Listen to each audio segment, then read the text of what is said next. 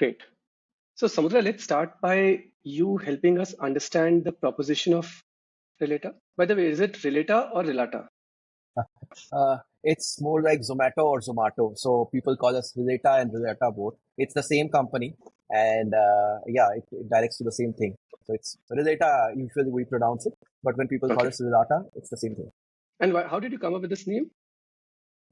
It comes with two things. The name of the parent company is Cogni Elements. Okay. And we started with Cogni Elements, which means two words, cognizance and elements. So when we started the company, we did not have money, but what we had is good intellectual capital with us. So all the resources are elements in the company. So if you see the logo of Cogni Elements, it's a half brain looking upwards, the cerebrum part of it. So it's from the elements of cognizance we started building the company. But later on, when we entered, Relata is the plural form of relatum, which is more about related objects. And when we are joining this sales journey from beginning to the end, we had to relate a lot of things, connect each other, and to produce the final result.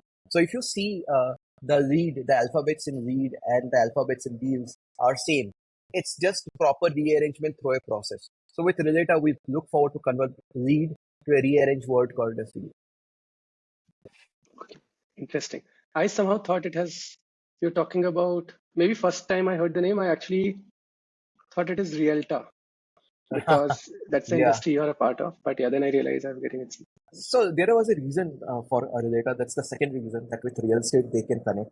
But then we found we have to put it in a proper name, and then a relator came into the picture. Good.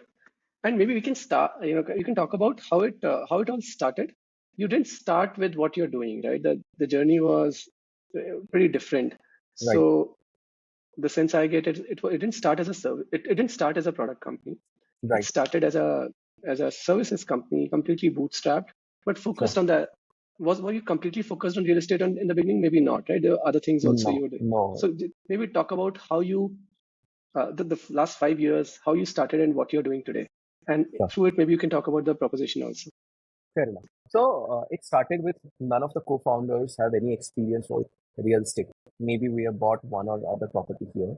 It was quite accidental, and with the thought process that what we want to do. So the idea is to accelerate sales. That's the fundamental word we would like to use: accelerating sales. And when we deep dived into it, we found that any organization, if they want to bring money in their account, the bank account, you can do by three ways. First is raising through funding process by diluting your equity, or by keeping something as mortgage and taking loans. And third is by selling your products, by virtue of which you can actually bring a lot of money in your account, and that's the most positive part. So what we thought that time, how we can do this for the real estate, where you can do digital sales, because it's a very conventional market. A lot of things happens traditionally, and it was not digitized. And for the matter of fact, when pandemic happened, this was the only industry where there were no business continuity plan. So we go a year prior to pandemic, and we thought, can we do something called as virtual exhibition for a realty market? And then let's see. So the idea was to create more from the exhibition and see what happens next. And this exhibition actually was so well constructed that we thought, let's do it for first of its kind in the whole world, and that was for the Pune realty market. And then we roped in 23 projects. We got ICICI Bank as an sponsor for this event, and we got Rebel Foods also to come into the picture. And then we launched during the Maharashtra New Year Day, what we call it as Gudi Padwa here, and it went to Akshaya Tritiya. And the power of that exhibition helped us to understand that people within the local geography or maybe NRIs are actually looking to buy properties, and they want to know more about the properties before making their site visits.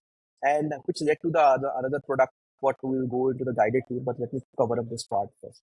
And as soon as we deep dived into it and we launched it, we got near about 123,000 digital visitors in that particular period. And ICICI was so excited that the exhibition was supposed to end on 13th of May. They extended it till 31st of May because they were seeing a result on a hypothesis. And they got near about 10,800 plus leads from this particular activity, which they might have used for their home loan sales. But later on, when we completed this exhibition, we found that 245 plus units were sold across Pune market in maximum in a product range of 50 to 70 lakhs, and that too on the parts of West Pune. It was quite interesting and impressive for us. Even we were surprised with that number. And that was the proof of the pudding for thing. And then we thought we'll be doing a lot many exhibitions like real estate, we can do to education, we can do to the other auto and all other stuff.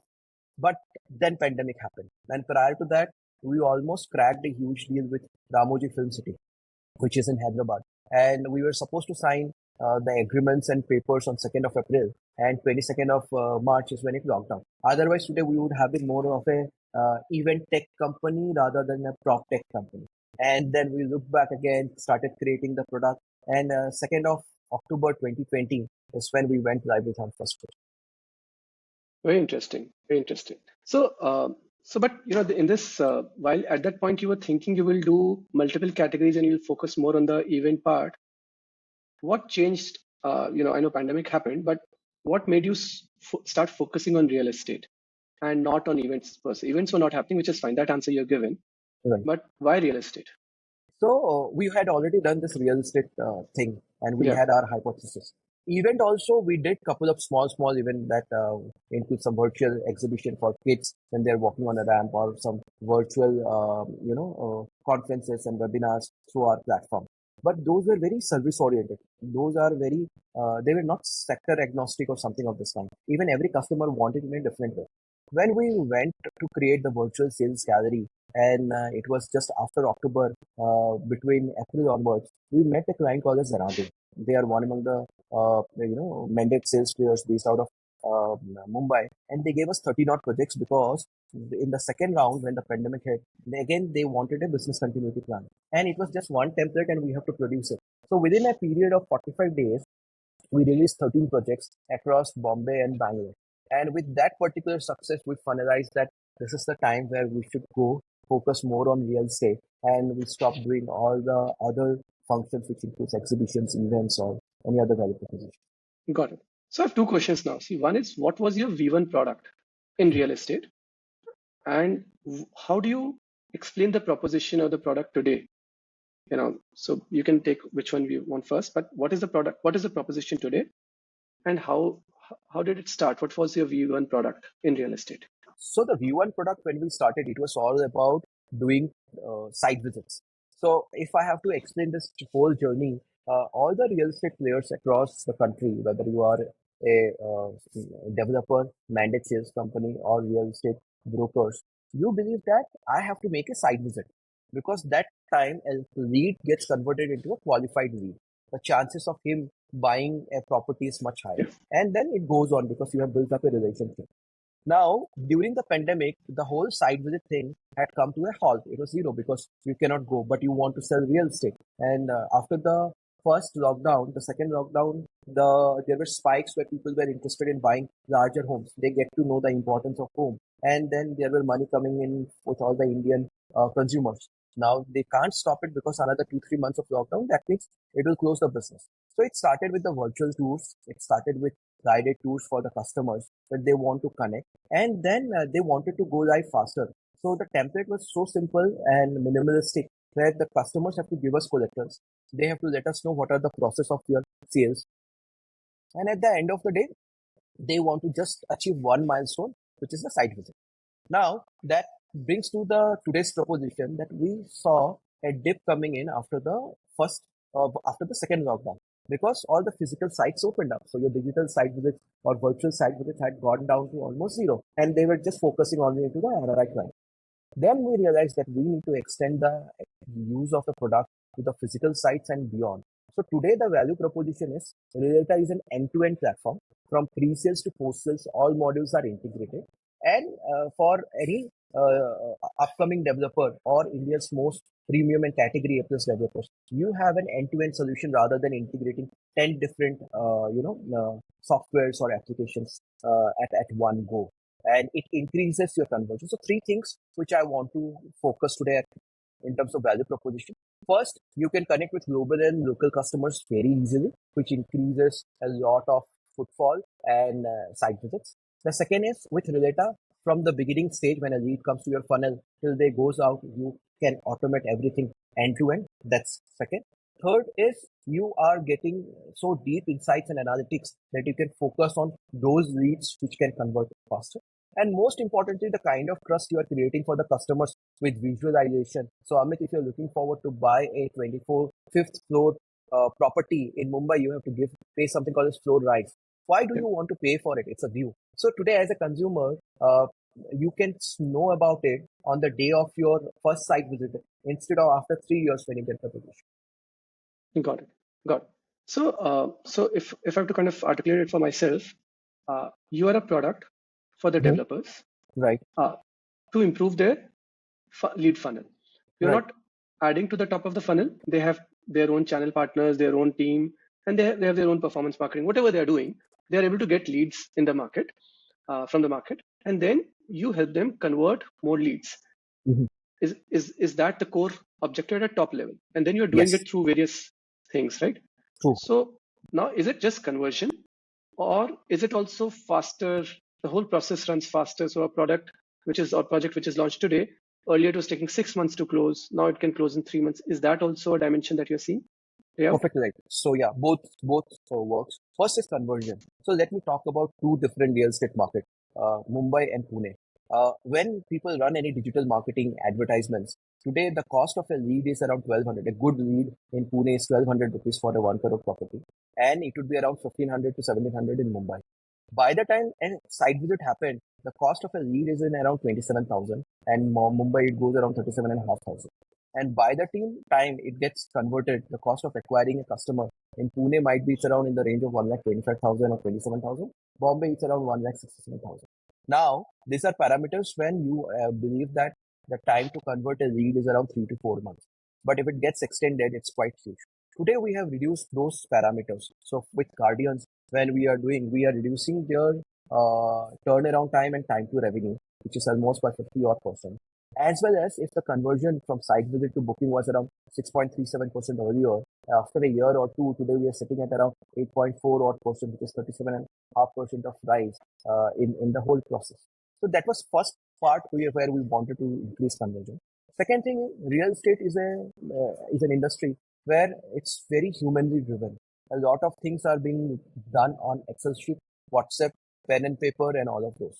With Relata, we have increased the efficiency of 8 different stakeholders in the ecosystem who are responsible for execution. So it starts with a receptionist or a GRE, which everybody talks about it. You have a sourcing manager who works with a lot of channel partners and brokers. You have closers or closing managers who ends up closing the deals. You have a CRM function who is responsible for onboarding a customer. You have a finance checker who is responsible for all the reconciliation happening for all the 100, 200 transactions on a launch day. You have a pre-sales executive who is in charge of converting a lead from the marketing funnel to a site visit. You have a brand manager who wants to keep on running campaigns to produce more leads in the whole process. You have a site head who is responsible for the P&L and the business. And more importantly, you have an ancillary function called as channel partner, who is outside the organization, but very strong part of the ecosystem who wants to drive leads. Now, all these 8 executives are highly responsible for all the ground level execution, and we gave them small applications which increase their efficiency, reduce turnaround time across different objectives, and that improves the efficiency at a different level. Got it. Got it. So maybe these are more than eight, but yeah. So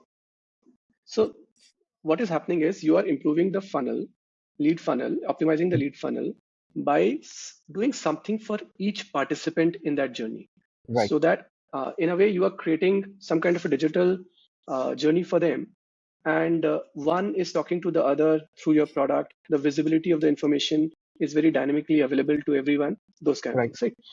Uh, so if I had to kind of just reflect back, so at one point, one big thing that is happening here is visualization, because real estate is something, especially new launches, we are buying when at at worst nothing is available. They just Mhm. say there's a project and they're taking EOIs. In the north, it still happens. And in the best case, you have a sample flat or a show flat. Otherwise, you go to the site and there's nothing there. There's a bunch of few cranes and JCBs just doing a bit of work, and it's very dusty. Even the road approach road is not there. So lot is dependent upon the user to imagine what that product will look like. And it's funny that when we buy vegetables, we want to touch and feel them. Uh, and the real estate where like we are not, it's not even a share of wallet. It's like my future income I'm pledging today and taking a 30, 20-year loan. There, I have no clue what it would look like. At best, I get some brochures. Or actually, show flat is a good thing, but then two things. If there's no show flat, I understand there is value in what you're doing. If the customer is not sitting in that, is not based in that city, is a remote customer, could be NRI, could be in a different city, looking as an investment opportunity, whatever, then also I understand that, kind of you are making the project come alive for me. But do you see that the offering is a lot weaker, the visualization part, that module, if there is a show flat or a sample flat? Then do I care about visualization? Because I've seen it in, flesh and blood. Sure. So, Amit, let's try to understand in this whole ecosystem, whether it is Mukesh Ambani or a blue collar worker, as you mentioned, home is the most expensive element you would buy in your lifetime. And here, let me explain you one more detailed element. Even though there are two show flats, so which would be a 2 bedroom hall or a 3 bedroom hall, these are two configurations. But trust me, with our experience, we found there are multiple variations in 100%. sizes, corner homes, and all. You are not here, you cannot see it. Now, this is with the apartments I'm talking about. If I go for villas or a plotted development, or if I go with the commercial real estate, I have no clarity. I just see a bare shell and I take a call. And with the show flats also, you have no understanding because you end up visiting that for a maximum of 10 minutes. So I have gone for a site visit, 10 minutes, and then you will be recording everything on your first experience itself. When you are back home, you are sitting with your wife, your family, with your elder brother when you are looking forward to buy. What is the context to discuss that we should invest on this property or not? So there Yeah. you will open a brochure, you will open up the floor plan and you discuss the unit plan. And I am sure 99.9% of Indians, barring architects and people who are into real estate, they can read a floor plan. They don't understand, they can't visualize. So this is where a visualization tool is very much important. India Yeah. getting educated to that particular need. Actually, you as a property buyer, you can demand that how my home will look like. And I want to have an understanding because I will end up spending a crore and upwards, and I don't know how it will look like. So today in the visualization aspect, there are multiple things what we are doing. Very first is if you are going to a different floors, there is east, west, north, south facing directions, and you want to decide on that. I want towards the south facing, but you don't know because from your bedroom to your balcony to your kitchen, what is the view you are getting at the end of the day? That's one part of it. The second most important part of it is that you also want to understand what are the amenities going to come in the project, because sample flat ends up talking about the configuration where you'll stay. That's like 30% of your time you spend on your stay in the society. But there are another percentages which you spend on going to a gym, swimming pool, amenities area. And those are just static images and you want to understand for which you are paying another premium. That's the second part. Third, you also want to understand the localities. So today, if you want to buy a product in South Delhi, you'll go to the Google and you'll search best projects in South Delhi because you end up investing on the location, then the product, and then the rest of the things comes into the picture. And for the location, nobody talks about what's the current infrastructure and the future infrastructure based on which you are looking forward to get an appreciation. And most importantly, if I divide this into a consumption and an investment product, in the consumption stage also, people want to know which are the nearby hospitals, the schools, how to soon a metro route is going to come over there. And this makes their decision quite easier to buy the product. And this is where the trust comes into play. I don't know about other cities, but in Gurgaon, every project is 20 minutes away from the airport. It's like a dash. I don't know how it happens. Every project is 5 minutes away from a hospital, and there are abundance of schools and all those things in the neighborhood. But kind of on a serious note, one more see. I don't know about the neighborhood because that is always available to you. Maybe a bird's eye view is a little harder, but these days, those also a lot of other folks are solving it for you. Someone is doing a drone shoot, someone is doing something else. Maybe it is coming together, and specifically with the your project as the center of the universe, maybe that angle may or may not be available. So I get that. But I do understand that, when you go for the 10-minute thing you talked about, actually it also happens that if you see two configurations, you come back and it's all mixed up in your head. You thought the lobby is moving this way, and even if the mirror image, it confuses people a little bit. So I get that. So from a end user perspective, I'm getting to see the project in a more visual manner. Either that is there, or even if I can see the sample flat, I cannot go back and look at it and have a conversation. So that in a way you're bringing that to me. And I've seen people doing videos also themselves. They're all, once you come back, you realize, oh my God, what have I shot? I'm not even getting to know which room I'm in. So all those things happen. So in some sense, it's like time and space. Like I can anytime look at that project, even when the project is not ready. So I'm able to get a sense of what the project will look like. So from imagination, you have changed the problem to just seeing, and everyone can see. It's very hard to imagine. And you've done it on a time dimension, also on a distance dimension. As a remote user, also, and a potential buyer, I can also do it. And as someone as a project which is not ready today, I can still see it. So, and that I understand, it's a good use of technology because you're actually converting something very expensive which is not there today. Even sample flats, if this product does well and it becomes the default, then why would people make sample flats also? It is cost, and more than that, it is time. They're doing it to sell well. uh, for a new builder, you still have to do it because people don't know the quality of your, the finish of your product and quality of your work. But for established brand, kind of, they don't need to keep telling people that. So probably a visualization will do well. And new projects, I'm seeing some of those folks are not doing show flats or sample flats, whatever you call them. So I get this part. From a user standpoint, it is valuable.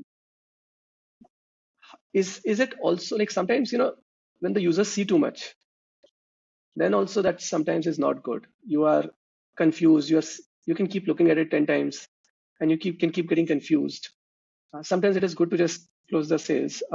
So does this value proposition for the end user, just this part of your product, not the rest of the product, translate into better sales for the developer? Is there some So, evidence or some proof point there? right. So, Amit, and that's where this one of the feature requests which came into the picture with House of Hiranandani was, people are getting confused because everything is two-bedroom house kitchen. So, can you bring up something called as unit comparison? Because what has happened, it's not with the gents in the family, but it's with the ladies in the family when they want to understand the orientation of the kitchen. They want to understand the orientation of balconies. I don't need a corner home. So that needs to compare. And this is where I have seen personally in their launches that people are sitting and discussing for 1.5 hour between two configurations. So we had to do something which is all about unit comparison. But when you are seeing that the gravity of that discussion, you know that the sale will get completed. Now, for a developer today, when you see direct sales are more organic than the channel sales because you cut a percentage of yours in terms of bringing that lead to the site, but the rest of the activities are done by your sales team. Eventually, even a lead is coming from a broker, you need to close it with your sales team only. So here with visualization, I have seen a lot of serious talks, and that's where I was talking about with Guardians. The percentage increase in the initial level with one factor or one project was One Marina. One Marina was one of the projects by shape creators in the marine lines in Mumbai, a very big project funded by Yes Bank, and that was just post the second lockdown, and it was targeted with the CXOs and maybe people who are at GCC. And essentially, when they have to reach in the initial days, the number of video calls were quite less. So Google Meet and all other stuff. And later on, when our solution was deployed, we could see 25 odd calls every week happening to people who want to invest in the most promising area or premium area of like Kolaba and Nariman Point. So that's where visualization has actually increased conversions when you use it in a very what I would say in a revolutionizing manner at the end of the day, value for money concept. And So another thing, which was another case, and this I just recollect right now. And there is a concept that today, if you have seen a two-bedroom hall kitchen, there is another two-bedroom hall kitchen. You want to buy a jodi, and this is one of the typical case where the Bombay. investor he has come and he said, "I want to see how my jodi would look like." The promoter of Shape Curators came back to us and said, "Can you just make this jodi such that we show because he wants to buy 5 jodis?"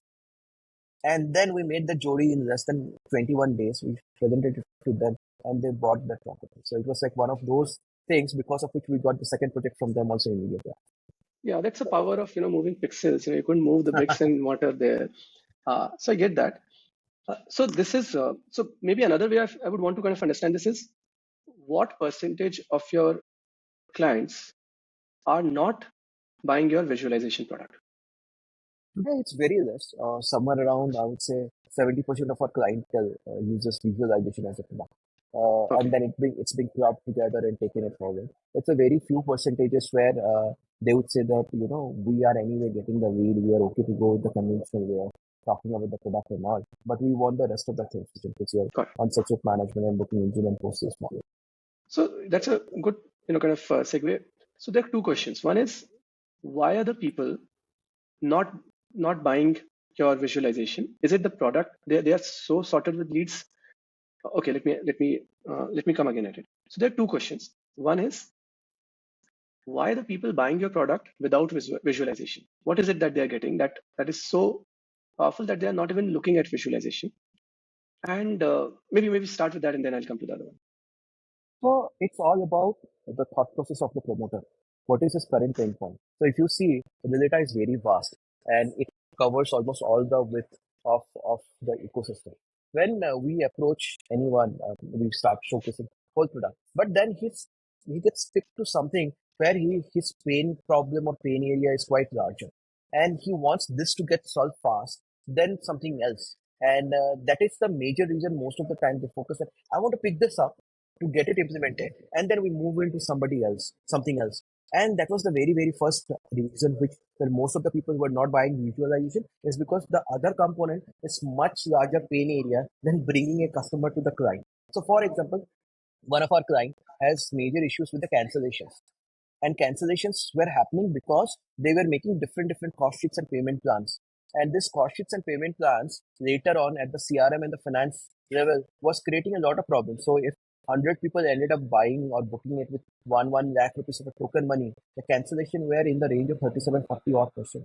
And that was happening because there was no proper way of documenting. So if the strategy team decided about 5 payment plans and 3 cost sheets, there were multiple payment plans and cost sheets as per the wishes of a sales executive, and that was creating a problem because that is not a sale. You are just doing a lot of cancellations. On top of that, let's understand real estate in a very detailed manner. When you say sales across the India, people are saying that today we have sold 8,000 crores of inventory in just 5 days or 10 days. 800 crores of inventory, I correct myself. It's not sales. You're just collecting a 10% of the booking amount, and that is subject to cancellation. The cancellation numbers never ends up coming into our ecosystem. Newspapers. Yeah. Yeah. So here, what we can essentially talk about how to increase that conversions. So their focus is not on bringing the leads to the site or convincing them to give the booking amount. Their problem is cancellation. Second thing, in other cases, we have seen lead leakages. So although the brokers and everybody are working very hard, but they have this allegation that we bring any lead to your site, they're getting leaked by your people, which is really really bad for a promoter because he is looking forward to run this ecosystem for good number of years, and this is a dark angle to the brand itself. So how we can reduce that?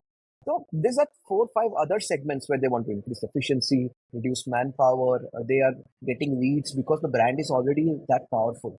But the larger problems are something else which they have never ever calculated while trying to create the roadmap on the drawing board.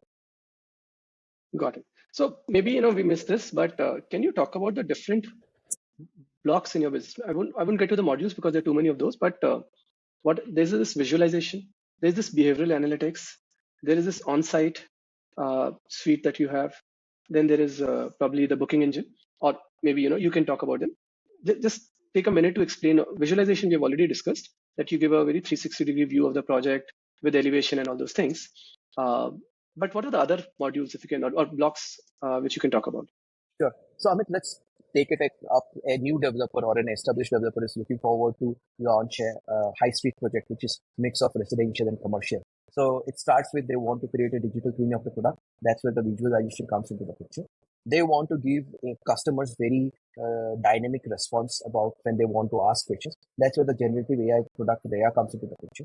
They go ahead with activating a lot of channel partners in the brokers in the market. So you have a channel partner management tool. CP app comes into the picture. Fourth is once the leads started pouring in, today people demanded that you need to have something for the lead management. So the lead management tool comes into the picture. Post this, when they open the site, they want to manage the site operations. So you have this on-site suite tool which comes into the picture. Next is the payments and inventory. Now you want to convert those leads into bookings and inventory. So you have a customer-facing booking engine, you have an executive-facing booking engine, and then it leads to the post-booking stages, like where you have the sales team or the CRM team looking forward to onboard, and finance team looking forward to check. In all of this segment, there are 2 set of analytics which comes into the picture. One is the behavioral analytics, which is consumer facing or the property buyer facing. And next is the business analytics, where you want to understand the performance of team, project, channel partners in the micro market. So these are the major models how people use it today. Got it. Can you talk a bit more on the behavioral analytics and the business analytics? What are the things that you're talking and how are they impacting conversions? Because that's the whole reason for your existence. So behavioral analytics is very important for the fact that today, let's talk it out for a project like as I mentioned round. It's a dummy name which I'm using. And the problem here is that there is a construction funding agency like a bank, maybe HDFC Bank has funded this project. They would release the amount as in when sales happen. So they want some projection numbers based on which they would be releasing say 10 crores every month. Now, this projection number depends upon somebody who is at the closing stage, who could be a junior resource. He comes and says his boss that this month I'll do 4 units sales. And if there are three guys, they say 12 units. And the boss is super excited. He says, okay, as a site head, he goes and talks to the business head that I'll be doing 12 units of sales this month. And on top of that, the business head goes and talks to the CEO and CFO that this month you can take 12 as a number from my side. And then later on, the CFO or the team informs the bank that we'll be doing 12 numbers. So be ready with disbursement of another 10, 12 crores of money. If the number flips, then what's the reason? So there was no rationale behind it. It's all about assumption. Amit is talking very nicely with me. He's offering me some good a cup of tea or coffee when I'm meeting him, and every time he answers my phone call. That's one part of it, but that's like emotional attachment. But that don't convert into number. With behavioral analytics, we produce some. If you have 100 leads who have done site visits or who have engaged with your product, how is their engagement? And then you can rank those engagement. You can prioritize What do you mean those by engagement. engagement? Why is So it today, behavioral? Yeah. yeah. So what I mean by engagement, if I want to buy a product with a real estate, first I'll inquire with your pre-sales team. Maybe I'll ask them for one guided tour.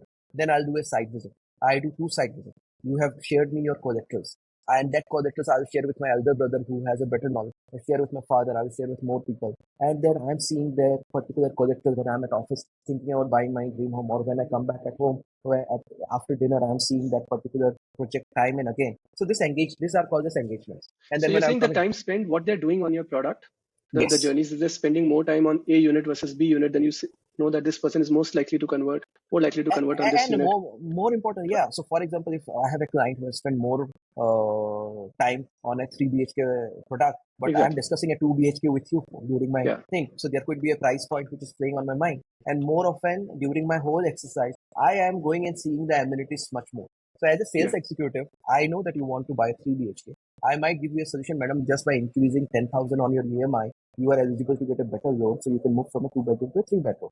And on the amenities part, I know that you are coming and talking more about the swimming pool, gym, and the gymnasium. So I talk more about those. So those becomes Got my it. more easy conversion points. So I get an insights which I can use during my sales pitch. So the time spent on your visualization product Mhm. is a very good indicator of the intent of the user, Right. and it helps one to understand what the user wants. Also segment the users. These guys are spending more time. They are more likely to, they're more interested at least. So you can True. focus on those folks. So Right. that kind of thing. And then the business part, you're saying the business analytics. What is that? Is So it around it's a no, it's leads? not around lead only, but it's around multiple things. First is the number of people you have put across different functions, and you want to talk about efficiencies. So today it's a black box. If you go and ask any real estate developer, they would say that site head is the king because it's completely being shielded. I don't know the efficiency of every individual. So do I need 40 people to sell 400 crores of inventory, or do I need just 4 people? I don't know this. So with business insights and analytics, I get functions like, and I get insights like which team is performing the best under the team leaders, which marketing campaign is giving me more site visit, and which marketing campaign is giving me more leads to convert, how many cancellations I'm getting from which channel partner, which channel partner or broker is bringing more leads and who are basically converting, what is my sales cycle, what is my time from closing a booking or EOI to the booking stage. All of those insights and analytics today are coming in an Excel, and somebody goes and creates a presentation. With Relata dashboard, these are real time. So if I'm the promoter, I can go and click and I can see year to date how things are performing. Got it. And see, the problem with a lot of these products is that someone has to fill in data, and that compliance rarely happens in organizations. And then your product could be great, but the numbers are not there. So what do you do with it? So is there some? So the behavioral part, I understand that it is fully captured because it's a time spent, and you can monitor the movement or the time spent and all these things. For the other part, how are you ensuring that this is the real source of truth and the numbers or the data is always present? So Let's understand what is happening at the current stage today. So Friday, Saturday, Sunday, we know there are huge traffics across all project sites. People are just busy in attending customers and they would like to present the product and the day ends. In between, they are either recording the data points in their mind or maybe on a WhatsApp, maybe on an Excel sheet. Monday is usually a holiday across the real estate ecosystem because they want to focus more on Tuesday onwards. Tuesday, when they come, they want to feed in the data, whether it is a CRM like Salesforce.com or any data entry platform. What happens? I'm always calculating and looking forward to put on a data points which either I remember or I want to fabricate or whatever it is. The actual representation doesn't end up coming to the promoters. Promoters are not here to monitor the performance of people. They are here to monitor how I can take this organization from stage A to stage B. And for that, you need the relevant and the right data points, right? With Relata, because of a QR code, first all the data points started coming in. Second thing, nobody has to key in any data. So today, if I have to fill up a form and I want to understand what is Amit's engagement, I don't need to go and type it. Based on my engagement with the virtual sales gallery and the timing and other stuff I can see. And there is session feedback also, which is also select, and then you submit. So with Relata products, we first thought, don't push somebody to key in data. You collect it automatically. How can you collect? It could be scanned. India is so good at scanning QR codes that we are much ahead than the whole global world. Second is, how do you navigate? So it should be as simple as like touch, click, navigate. Selection of, the point. So the subconscious brain is very educated on that part to go ahead and it's very comfortable. They need to key in data only when money is involved. So for example, Okay. using Relata, if I can earn more money, and that is where you need to key in data entry. So that includes your transaction ID. If I have to put up a scan image of your transaction slip, and if there is some any specific requirement that I need a double car parking or I want to meet your manager, that's the only. Otherwise, you don't, and you have to do all of this in front of the customer because they want to finish that there. And earlier, those files, the physical files used to come to the customer relationship management team on a Monday or Tuesday. And most of the times, if there were some wrong commitments, the cancellation happens. So the case used to go back to the sales. Sales have to convince the customer again. And it's a lot of negativity. With this, the moment you are done with your sales, the next counter is your CRM. You go, you talk to them if there are any conflict of interest or if there are any discrepancies. They settle it then and there. So because the momentum is going positive. That's another reason how conversions are increasing on a higher side. Got so it is definitely adding value to the promoter in that sense, but the employees, the people who are running the show, do they like your product or there are reasons for them to hate it? Maybe it is exposing them, maybe it is making them more vulnerable. The games they were playing by just saying, oh, we'll do 12 sales or we'll do 4 units this month, all those are somewhere getting exposed, right? So I'm not saying Yes, it's a what you're doing is wrong, but the product adoption is also a key part of product success. And true. adoption will happen by, if these people also, what is in it for them other than being exposed of their incompetencies or in, whatever So it's a slack. mixed bag of people. So there are few people who are there with intentions, different intentions. First thing, technology cannot handle intentions unless and until we build something like Minority Report in future. But at this particular point, I'm looking forward to talk about at least the 70-80% who are honest in the ecosystem and who wants to perform and increase their efficiency. And intention changes with the super performers. So someone who is really performing well, but he's not able to go up the ladder, and there are some other challenges. So that's where things comes into the picture, and he or she will get exposed because today things are not that transparent, So, and we are being so maybe see, I get that. The question is it coming in the way of product adoption? If so, then how are you handling that? So so right intent is now. right and everything is fine. Yeah. So I was coming to the point. So yes, the product adoption initially it was huge resistance. Resistance of not Relata as a product. Resistance was that why I should use three different interfaces of systems. I need to go to the CRM. I need to update my data. I need to go to HRMS software. I need to go to a Excel sheet, and you are creating redundant data at first. That was the biggest problem, which needs to be solved. They are Yeah. so the sales team.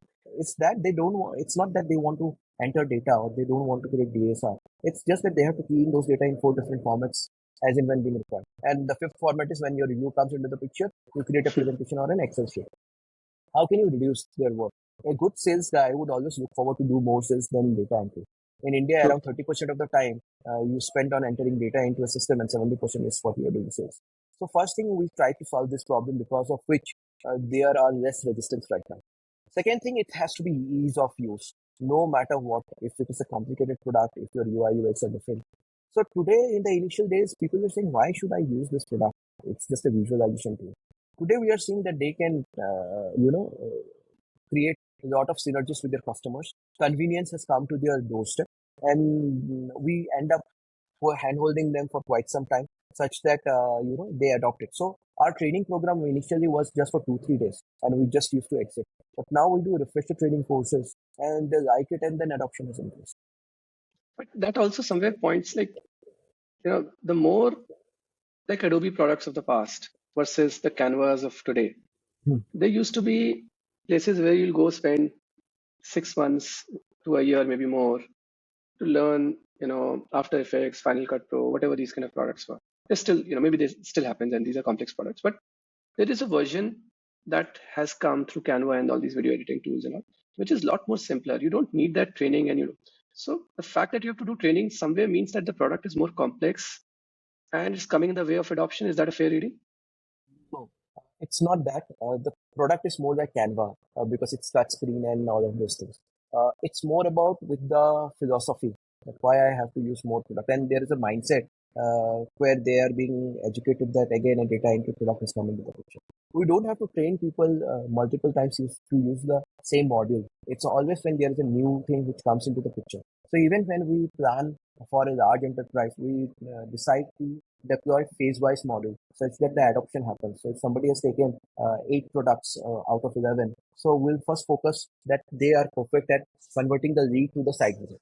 Then the moment they will open up, then I might run 30 minutes of the previous product and then another 2 hours of the product on suppose on-site shoot management.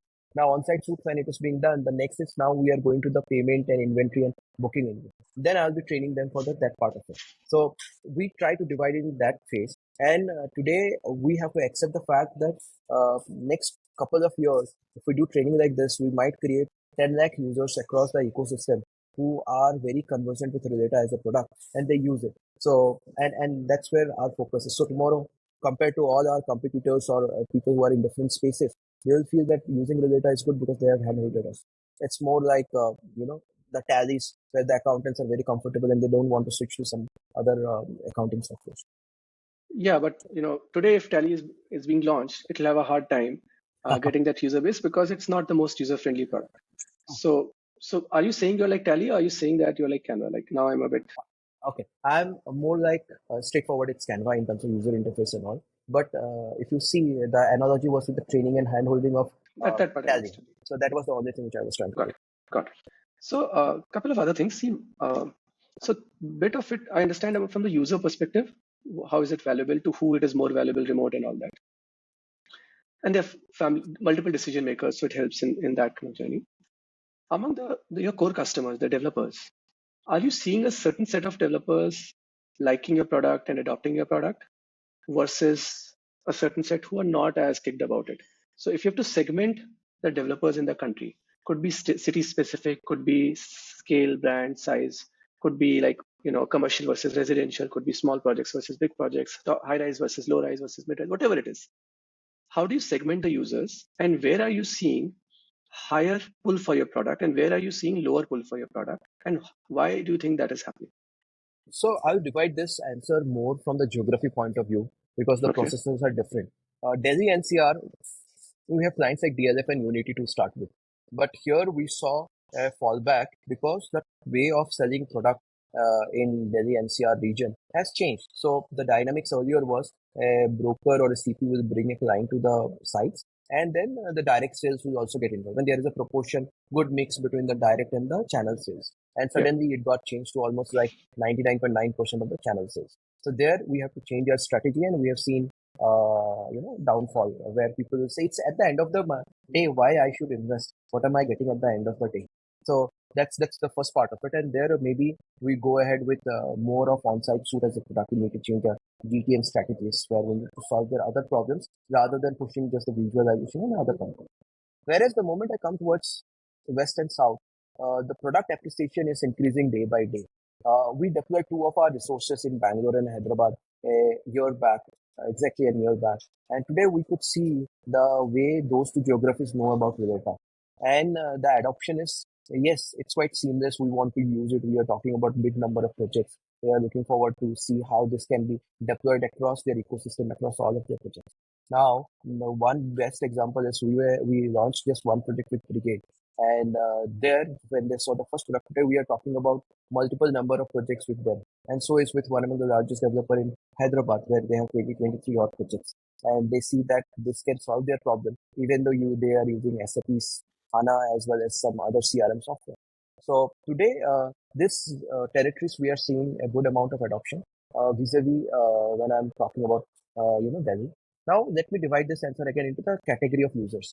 Category A plus developers, it's easy to sell because they are already in a different zone when it comes to the pain points and pain areas, and the other consolidated softwares could not solve it. So they want to try test, and when it works, they want to take it up, and that's easy. This one. For a mid-tier or a category B minus developers, he want to experiment something new, but he has no confidence. And there we have to play the card that the biggies in the ecosystem, which we already have, are already using. It's like in real estate, it happens very often. If the larger brand names are using a product, it's easy for a product to penetrate. So now when we are entering the category B segment, we have a better value proposition because they know that we have solved some problems for the larger clients, which they haven't foreseen or even calculated today in their roadmap. And they believe that with Relata coming in, it helps. The bottom of the pyramid developers is something where they don't intend to, do it or use it because they don't have confidence. But that will happen and change when mid-tier gets updated. So that's Got the. So, so within the top tier, Mhm. who are your customers across cities? I understand in the north, we'll talk about north in a bit, but maybe for the cities, who are the top customers you're working with? So let's go from south to north. So if we go to south, we have Embassy, we have Brigade, we have Century as our premium customers. If I go to Hyderabad, we have people like Vasavi, which is one of the largest clients, Pranava, Ankura Homes, and many more. If I come to Mumbai, House of Viranandani, major player there, with them we are doing a lot of projects. Kotak Ground Building, then we have the Guardian's Real Estate Advisory. We have around 40 odd projects. We have Dosti, where they have lots of affordable products. I come to Pune and all the Supreme developers. We have New Leaf. And then Delhi, we keep going with DLF and Unity as a developer. Yeah. So that's So that's the let's kind let's of talk about one city. Let's say Bangalore. So you have Brigade, you have Embassy. Uh, what are the other builders in that league? Let's say Prestige or someone else, Shobha. I don't know who all are there. Uh, have you not approached them? Have they said no to you? Or what is happening like in that A plus category, which you say you have a product pool already? Why are you not having those other customers? It's great you have like Kiran and Dani is there and Dosti is there and Brigade and all that. But I'm trying to understand what are the reasons why people are not, some customers are not going for Relata.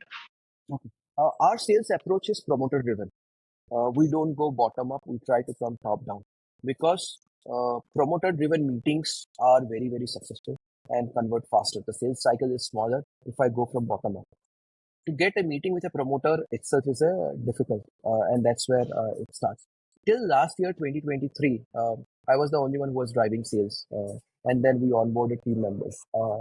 Some cities we did not see success, but the Bangalore and Hyderabad, we started reaching out to larger names, and then we started going ahead and proposing them. Here, the conversions of Brigade and Century are in last 6 months itself. First 6 months, we took to warm up the market that we are there. We are a different proposition and all. Today, if you see, we have around 18 odd clients from Bangalore itself who are in the pipeline. And in 18 of them, almost 4 of them are in negotiation and in a faster demonstration process. And these are the larger names having around 18 to 20 projects altogether. But today, to explain Relata as a product in the initial days, first they confuse us with a CRM product. But when the demo happens, it changes completely. Then say, oh wow, you're solving end-to-end proposition. Sometimes I have lost deals because of the confusion which model to start with. That is also a true fact because we have so many things and that's the same story. But that's like 2 or 3% of the cases. But majorly it's a late approach from our end for those markets to start with. Time required from coming from top-down approach because the moment we come from top-down approach, we have almost 95-98% conversion. If we go bottom up, which is around 10-15% conversion. So okay, actually, that was my next question. That who, who are the people where you were able to go top down and were able to find the right connect, were able to do the demo, and you have not got the product or got the business. That you're saying is not really happening. So I don't want to name the name of the developer, but it's one among the India's largest, and they wanted to invest in Relata. That's And a it different has thing. Yeah. got it's a amazing story where they first like the product and they want to take it forward. So that is one case where it did not happen or it did not materialize. But rest all other cases wherever we have gone through the promoters, those cases are quite active and are on different stages of conversion or if they have already converted. A couple of cases are there which are from Hyderabad and Pune, where the promoter itself is not believing that the technology should be there or they want to use the technology because they have been doing conventionally a lot of business. They say, it's okay. We have built an amazing product, but maybe we don't want to use it. So there are Got it. cases also. Got it.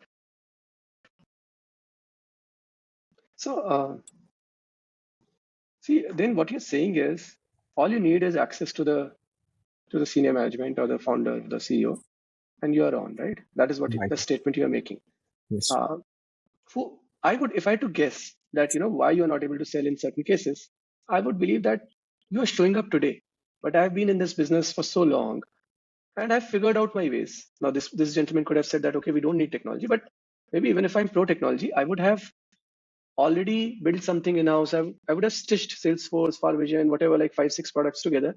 Now it's a big change management for me.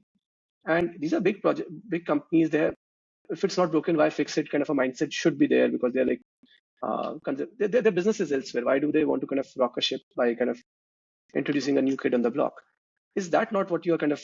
Is not that is what is the pushback that you're getting, or you have?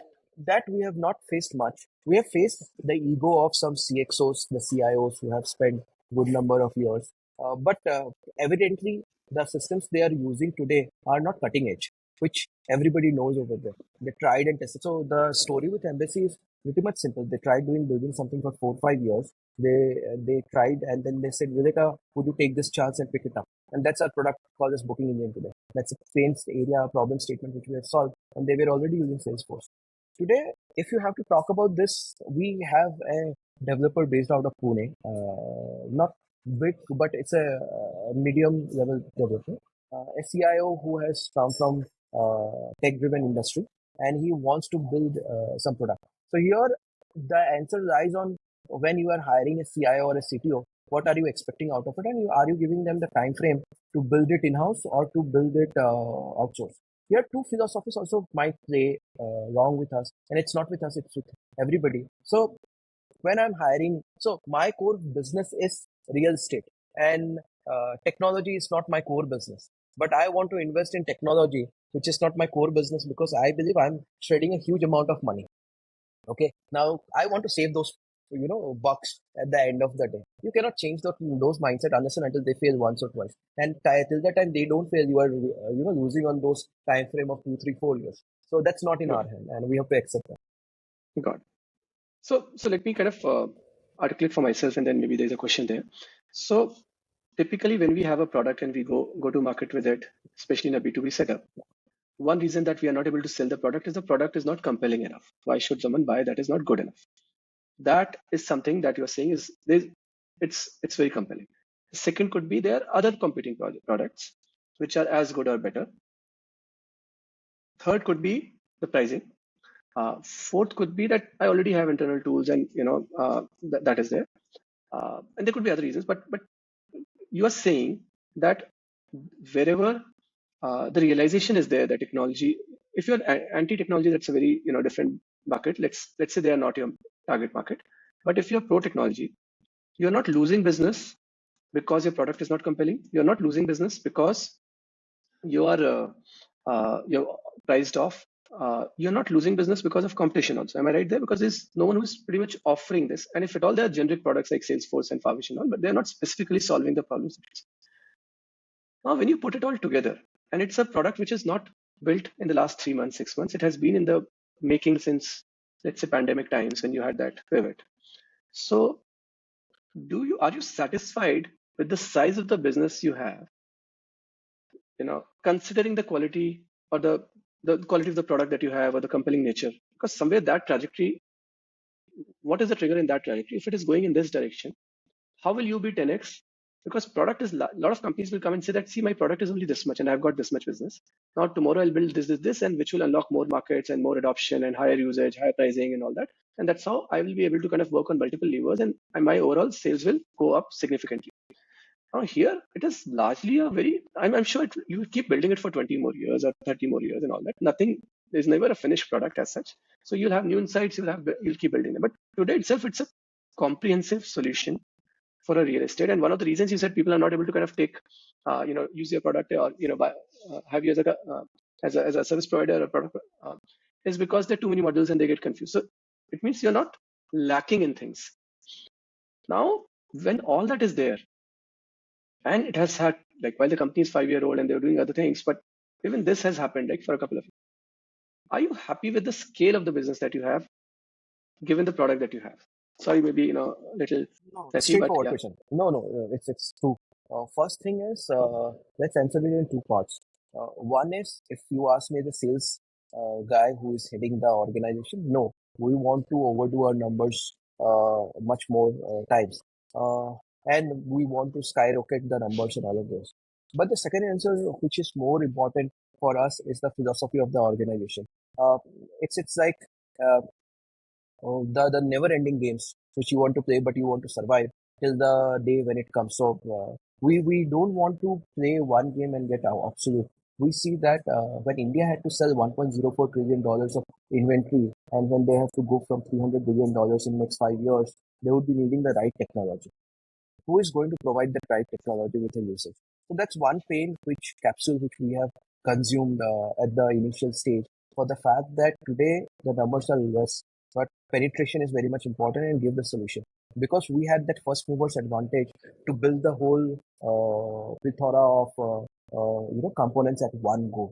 And today, even though when we are raising our funds and going forward, the idea is to scale that up in more utilization factor, because the product whatever we have made, it can solve a lot of big set of problems. Now we might go module wise depth, because first thing what everyone wants to cover is a digital alternative. So our approach was that in the initial years, how we can have a digital alternative to a manual workflow solution, which we have almost achieved. Only the post sales modules are what we need to complete. The second thing is, during the product part itself, today we are going from, so either it started with MVP or the beta version. Today we are coming with a newer version which is restructured and that can be faster. And we had been learning all this stuff. So sales wise, if you ask me the number, no, I'm not satisfied. But vision wise, if you ask, there is a larger game to play in the coming years where you have an enterprise product entry. So I'll again push back. See let's assume a few things and then try to come to that question. Otherwise, that question will not emerge. Right? So let's say the product is amazing, it's compelling. Your conversion rates are high, right? Your overall scale is not big. I'm just looking at these things. All that you're saying is valid and may play out and all, but at this point in time, if you take a snapshot, this is what it is. True. Is it fair to say that maybe you are under-indexed on sales as your resourcing and over-indexed on product? Or you would say, no, you had to build this much and then you can think about sales. Because what is the unlock? I don't see product as a big unlock. You will keep improving the product, but it is not the unlock. You are in multiple cities. It's not that you will, okay, North is a separate thing, but in South and West, you have, like big markets you are a part of, Delhi, Mumbai, Pune, Hyderabad and Bangalore, maybe Chennai, I don't know. Let's say half the country's big real estate markets, you're already there. So once you move to other markets, that doubling will happen, very well understandable. But I'm looking for a big unlock, and I'm not anticipating that in the product, because already there's nobody there. Maybe it will happen that in 3 years, 2 years, whatever, someone will see that, oh, this product I can also build. Maybe there's competition, which will even hurt your conversions at some point. So let's say today you are well capitalized. So the growth rate that you have seen, or the scale that has happened in the last 1 year, in the next 1 year, 2 year, 3 years, do you see that fundamentally shifting? Because at the end of the day, everyone wants to back a company that is free. That today we'll ask you the question that, okay, you are not growing, but maybe it is also what we want to come in at. Every investor wants to come in at a time which is before the growth. So in some way, this question is weird because if you're growing very fast, then also there's a problem that kind of has a growth happened, and if you had grown 100x in the last 1 year, and you'll say, okay, is there anything left there? So we want to come before the real growth happens. But what is the evidence or what is the confidence that this growth, there's a pent up demand, it has not been served, and maybe the product was missing, or there was something else was missing, the sales team was missing. What gives you confidence that you will be 10x in no time? Because at So, the end of the day, that's what everyone so looks that's for. my first confidence is my Q1 numbers where I'm sitting. As we mentioned last year, we did 5.27 crores. Maybe by end of this July, we will have that much of business coming in as into our ecosystem from these four major cities. That's the So first maybe confidence. can you talk about the run rate, how the monthly run rate has gone up in the last 6 months or whatever, if you can So, put numbers to it. so earlier, if I have to talk about a year back, same time, for us at 10 lakh rupees earning was difficult, or 15 lakh rupees earning was, difficult. But afterwards, we had a continuous MRR coming of 35, 30, 40 lakhs, which started, flowing in, which is there. And then now there's 40, we are taking it to 60, 70. Now we want to build almost a crore every month, such that we achieve that number in every quarter. Now that is a number which I see it's progressing, and it's just the very initial numbers of the J curve. Okay, where I'm focusing right now is how this you can scale to earn in dollars. So, for example, how easy or good Dubai is a market for you. So a year back we studied.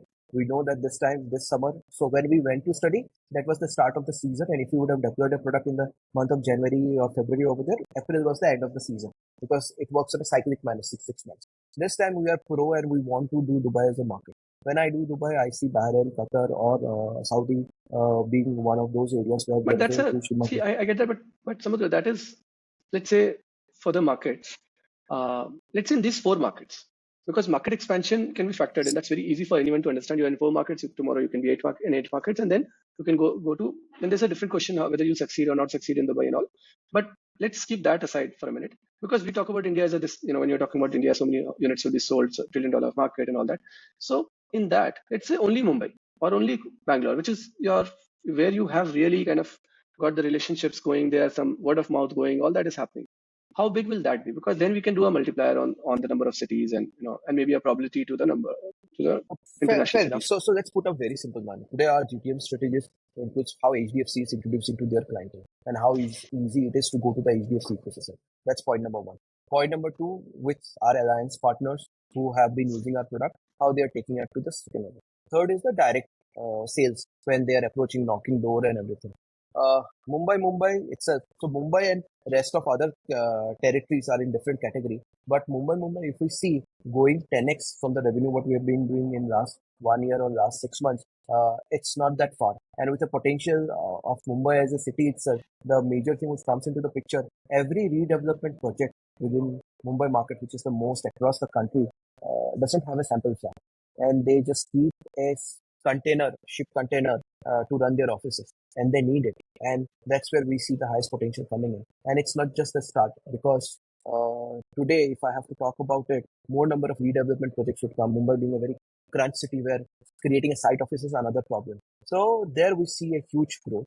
Now that's where we are talking about. It's just the start. As an investor, when you're coming in, this is the change of the transformation which the industry has accepted. As I've mentioned, 3-4 years back, they were not ready to understand that why do I need technology to sell my product. But today they are understanding and adopting faster than ever.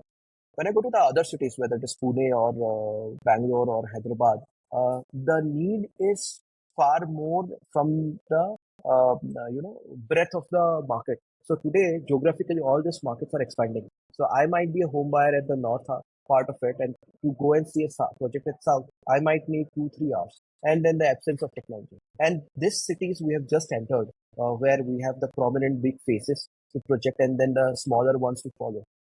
I could principally see that this year we will be growing 4x in terms of our revenue numbers, and in next 3 years, vis-a-vis today, I suppose we will be around 20-25x of the numbers what we are doing today. So let's say why 4x, why not 10x? Because see, some of your customers are already there. They are launching new properties, and by that rationale, if they're happy with you, they would have you on that next project also, in the next project also. So you don't, even if you sit down and not do any sales, there should be growth, right, in the business or not? So there is a dependency called as a RERA certification. So our pricing model depends upon every project coming into the market. Last year we had to close some higher numbers, but there is a spillover to this quarter in the coming quarters just because the RERA numbers were not coming because of elections and other reasons. Major Okay, three cities being your Bangalore and Hyderabad, and again two different political parties, and they were waiting for the Lok Sabha election to get over. If you see in Hyderabad, the RERA numbers, although we have closed 3-4 cases, whom we can bill right now, today itself, but they are yet to achieve the RERA number. And till the time RERA doesn't come, they cannot sell the product. It's of no use. So although that's a pre-order kind of a thing which we have. That is one dependency which we have. So even though I have a developer who wants to do 16 projects in next 1 year, he cannot start using my product till the time he launches. He cannot got it. launch till the time he doesn't have a RERA number. That's Got a it. limitation. Fair, fair, fair. I understand. Just one more last question I have. See, you are in the funnel optimization space. No matter how good a job you do there is something upstream which is top of the funnel, which is sitting on the lead side. And let's say if I build that business, I build a lead business, and I know you guys have done a good job there. But now you have figured out all the hard things, what needs to be done and how the product should, what the problem that the customer has and how to solve it and all. I can just go further and kind of build this downstream product also. So, and then because I'm doing upstream and I'm bringing the leads, I can actually move from to a different model, pricing model also. I can say that I'll charge you percentage of per lead or whatever. And because now I'm bringing the leads, that is there. Plus, I have a conversion funnel solution like yours. I'll do all the visualization and booking engine and all that. Do you see that not as a credible alternative which can start taking market share at some point, or do you see that these two are different companies and these two are very different products and they cannot be residing in one company? So in the PropTech segment, you have different categories. There are 50 plus odd categories with different accelerator programs, and then I divide those into different buckets. Let's talk about sales tools itself. There are different sales tools and product companies who are working. A few of them are more towards the digital marketing or a lead initiation stages. All of these are brokers, majorly brokers who has an interest to work on a very specific and on a very serviced manner Transactional level. to transactional level, and that too on a geography. When I say geography, today they are focused at how I can, Hyperlocal. yes, hyperlocal. So for example, today, even though we have a competitor like PropVR who was part of a reprogram and it was acquired by Square Yards. Today they have pivoted more towards creating metaverse of the world and digital twins from the construction part of it, rather than focusing more deeply into that, because we both started with the same visualization objective. Today, the moment we are there with a developer and we say that I'm just a technology provider and I don't do anything else, they have more trust on us rather than somebody coming and saying that I'll bring the lead, because the same lead will service it to developer Not, A, B, C, D. So it's a two different businesses, and we yeah, fair, don't fair. intend to be in the first part of the business because that's more, geography specific. Yeah, strategy means that only, what not to do is a critical part. Where to say no is a critical part. I Right. get it.